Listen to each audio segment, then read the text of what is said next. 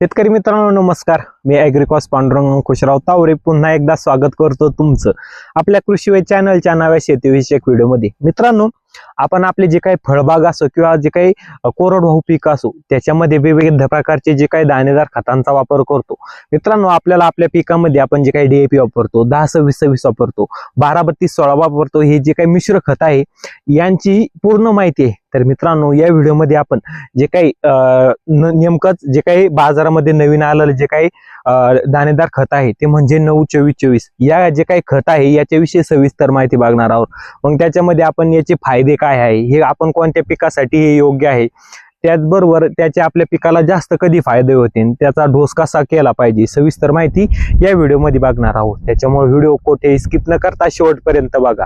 तर तुम्ही जर आतापर्यंत आपल्या चॅनलला सबस्क्राईब केलं नसेल तर चॅनलला सबस्क्राईब करून पेजला फॉलो करायला अजिबात विसरू नका. शेतकरी मित्रांनो, 9-24-24 म्हणजे याच्यामध्ये 9% नायट्रोजन आहे, 24% फॉस्फरस आहे आणि 24% पोटॅशियम आहे. मित्रांनो, हे जे काही खत आहे हे एक संमिश्र खत आहे, म्हणजेच कॉम्प्लेक्स फर्टिलायझर आहे. मित्रांनो, हे जे काही 9-24-24 जे काही खत आहे हे आपण आपल्या पिकांच्या जे काही मुख्य महत्वाचे जे काही स्टेज आहे त्या स्टेजला आपण देऊ शकतो. म्हणजे जेव्हा आपल्या पिकं लागवड केल्यानंतर लगेच जर आपल्या पिकाची जी काही मूळ आपल्याला वाढायची असली तर त्या ठिकाणी आपण 9-24-24चा वापर करू शकतो. फुलधारणेच्या त्याचबरोबर फुलधारणेच्या वेळेस करू शकतो. फळधारणा सुधारण्यासाठी आपण आपल्या पिकामध्ये 9-24-24चा वापर त्या ठिकाणी हा करू शकतो. मित्रांनो, आपल्या पिकामध्ये 9-24-24 चे काय फायदे आहे, त्याच्यामुळे आपल्या पिकामध्ये काय जे काही व्यवस्थित आपल्या पिकाचं उत्पन्न वाढण्यासाठी काय मदत ही होऊ शकते. मित्रांनो, सर्वात पहिला फायदा म्हणजे आपल्या पिकाची जी काही वाढ आहे ती समप्रमाणात एकसारखी वाढ ही होती.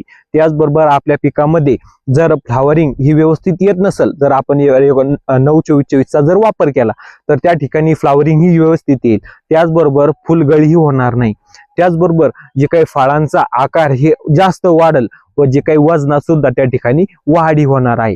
त्याचबरोबर मित्रांनो, आपलं उत्पादन तर वाढणारच आहे, पण त्याचबरोबर आपल्या उत्पादनाचा मालाचा जो काही दर्जा आहे त्याच्यात सुद्धा त्या ठिकाणी वाढी होणार आहे. तर मित्रांनो, हे जे काही 9-24-24 जे काही खत आहे ते आपण आपल्या पिकामध्ये कोणकोणत्या पिकामध्ये त्याचा वापर हा करू शकतो.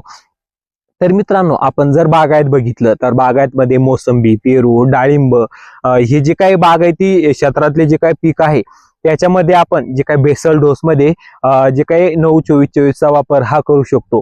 त्याचबरोबर कापूस, सोयाबीन, हरभरा, भुईमूग, टोमॅटो, मिरची, त्याचबरोबर सर्व प्रकारच्या जे काही पालेभाज्या आहे, भाजीपाला आहे, त्यामध्ये सुद्धा 9-24-24चा वापर आपण त्या ठिकाणी ह्या करू शकतो.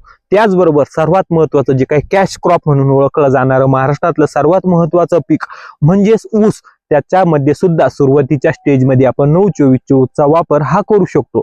मित्रांनो, आपण 9-24-24चा जर आपल्या पिकांना जर द्यायचा असेल तर त्याचा योग्य खत देण्याचा किंवा डोस देण्याचा कालावधी हा कोणता. मित्रांनो, लागवडीनंतर 15 ते 20 दिवसात जर आपण लगेच 9-24-24चा जर वापर केला तर त्या ठिकाणी आपल्या पिकाची वाढ ही भरपूर होणार आहे व त्याचबरोबर आपल्या पिकामध्ये जे काही नायट्रोजन फॉस्फरसची जी काही कमतरता ही जास्त लवकर होणार नाही. त्याच्यामुळे आपल्या पिकाची वाढ ही जास्त होऊन आपल्या पिकामध्ये फळधारणा ही जास्त होणार आहे. त्याचबरोबर या जे काही खत आहे त्याचा वापर आपण जर फुलोरा येण्याच्या आधी जर केला तर त्या ठिकाणी आपल्याला जास्त फायदा त्या ठिकाणी होणार आहे. मित्रांनो, सर्वात महत्वाची आणि शेवटची गोष्ट, 9-24-24 आपण आपल्या पिकामध्ये कधीही वापरू शकतो किंवा कोरडवाहू मध्ये किती वापरू शकतो आणि बागायती क्षेत्रात हे खत किती वापरू शकतो. तर मित्रांनो, आपण जर कोरडवाहूची जी काही पिकं करीत असतील, कोरडवाहू पिकं म्हणजेच जे काही पावसाच्या पाण्यावरची जी काही पिकं करीत असतो, मग त्याच्यामध्ये तूर, कापूस, पावसाळी मक्का, मूग, उडीद हे जे काही पीक असेल याच्यासाठी आपण 50 ते 75 किलो प्रति एकर साठी वापरून आपल्या पिकामध्ये बेसल डोस हा करू शकतो. व आपण बागायती क्षेत्रात जर 9-24-24चा जर वापर हा करत असलो तर त्या ठिकाणी आपण मग डाळिंब, मोसंबी, पेरू, संत्रा हे जे काही महत्वाचे जे काही पीक आहे म्हणजेच बागायत पिकं याच्यामध्ये आपण 75 ते 100 किलो प्रति एकर साठी वापरून त्या ठिकाणी बेसल डोस मध्ये 9-24-24चा हा वापर हा करू शकतो. तर मित्रांनो, आपण 9-24-24 जे काही संमिश्र खत आहे, कॉम्प्लेक्स फर्टिलायझर आहे, याच्याविषयी सविस्तर माहिती बघितली.